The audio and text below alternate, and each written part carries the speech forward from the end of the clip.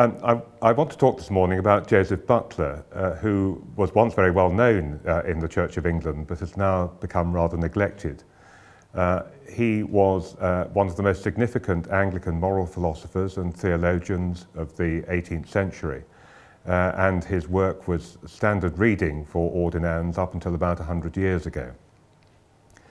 Butler was born in 1692 in Wantage in Berkshire, and interestingly came from a large Presbyterian family and went to the Presbyterian chapel in Wantage.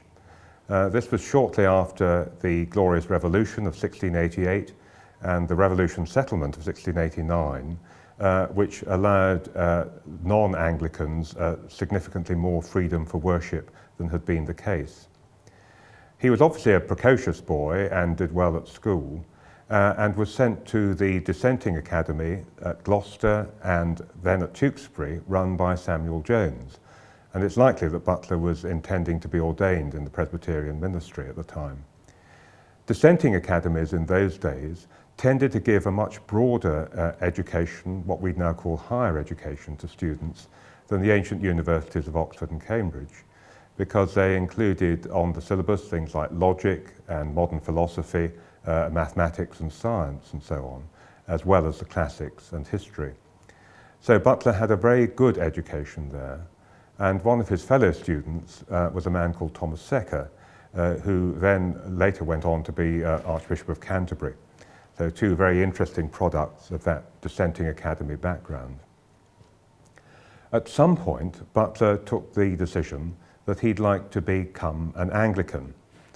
We're not quite sure how this came about. It may have been through his correspondence while he was at Tewkesbury with Samuel Clarke, one of the leading philosophers and theologians of the day, who wrote works on the Trinity, which led him to be supposed of Unitarianism, or at least holding heretical views on the Trinity. But in a very interesting series of letters which Clarke and Butler had in their correspondence, Clarke was very impressed by the young Butler's philosophical acuity and imagination and the searching questions he was asking about the nature of God. And it's possible that Clarke, who later encouraged Butler in his career, may have been a facet of Butler's becoming an Anglican. So Butler went off to Oriel College, Oxford, to study there. He didn't like it very much. He thought it was rather a frivolous place, and the lectures weren't actually as intellectually engaging as what he'd received at Tewkesbury. It was an interesting reflection on university education at the time, and he found the rather Tory high church atmosphere of Oxford not particularly congenial. But while there, he became friends with a fellow undergraduate called Charles Talbot, whose father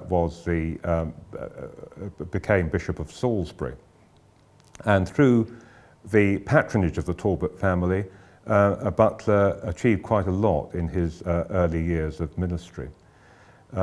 He was ordained in 1718, and the following year he was appointed Master of the Rolls Chapel in London by the master, preacher at the Rolls Chapel, appointed by the Master of the Rolls, a senior judge.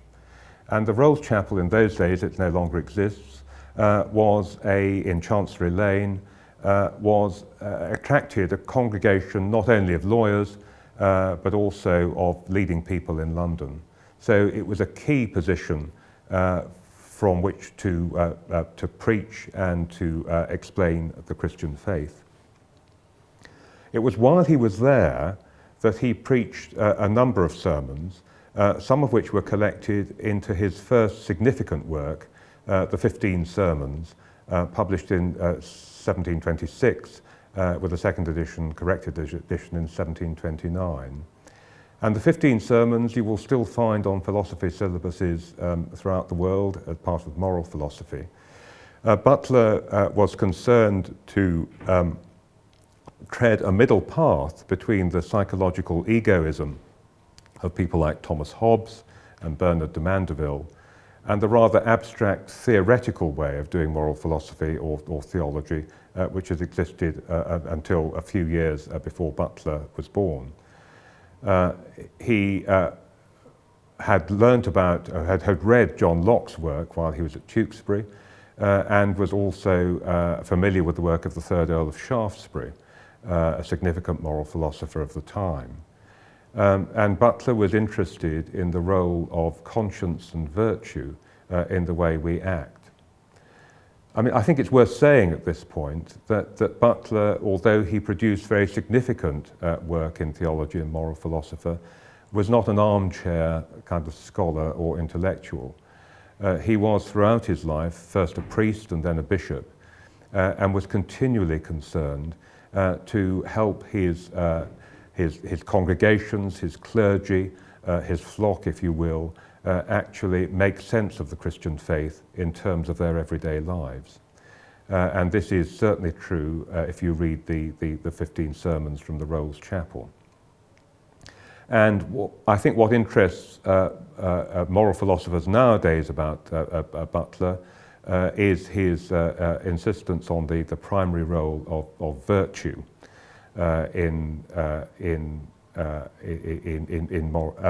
virtue and conscience in moral action. Under the patronage of the Talbots, William Talbot became moved from Salisbury to Durham, and Butler and a number of his friends were given livings in the Durham diocese, and Butler was appointed eventually as rector of Stanhope in Weardale, quite a wealthy living, which got a lot of income from lead mining. He was a very devoted parish priest.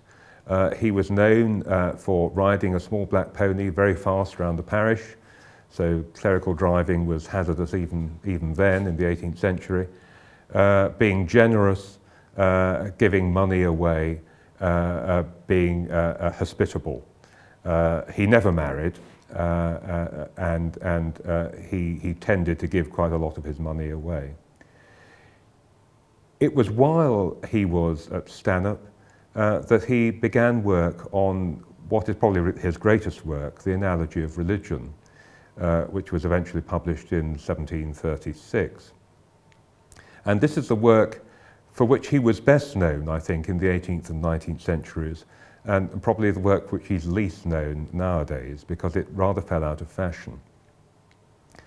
The Analogy of Religion was an attempt by Butler to counter the arguments of what we now call deism in the 18th century. It was, if you like, an attempt to explore the relationship between rational and revealed religion.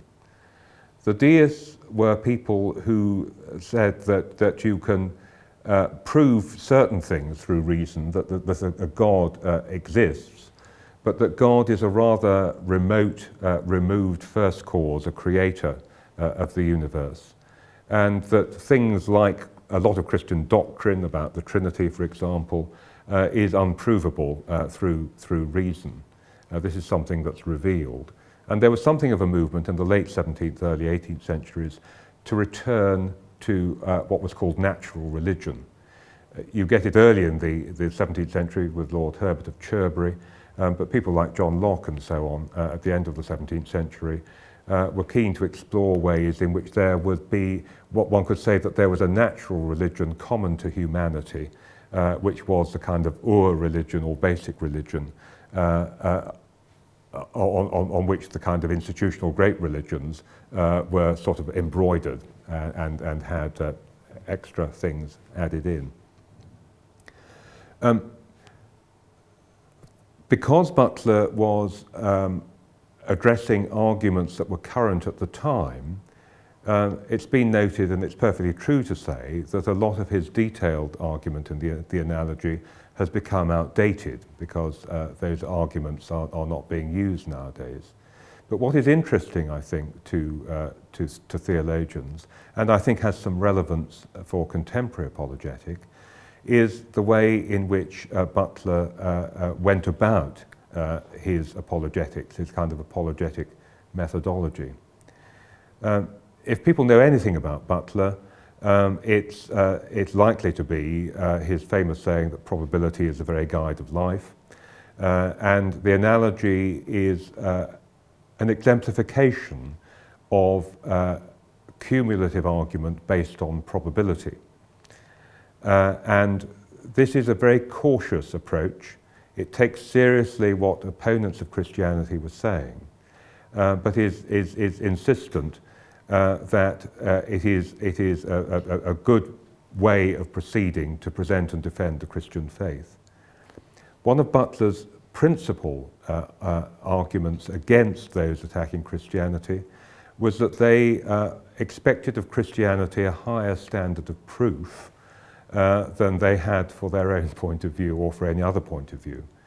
And Butler was a great proponent, really, of examining how we make decisions in ordinary life and what we regard as being good grounds for taking a particular action or thinking in a particular way. And if I may read a short extract from the analogy, Butler says that the evidence of Christianity is the kind of evidence upon which most questions of difficulty in common practice are determined. Evidence arising from various coincidences which support and confirm each other, and in this manner prove with more or less certainty the point under consideration. And though each of these direct and circumstantial things is indeed to be considered separately, yet they are afterwards to be formed together, for that the proper force of the evidence consists in the result of these several things considered in their respects to each other and united into one view. So he is keen to show, to investigate, how actually we ordinarily make judgments and decide things, and says that really it should be no different with our view of religion and Christianity. And so he attacks those who seem to be demanding higher standards of proof or evidence. And there may be some relevance here for contemporary debates for us with the new atheism and so on, where there does seem a tendency to create a rather two-dimensional or even one-dimensional view of Christianity or faith or religion, and then demand from that higher degrees of standards of proof and evidential support.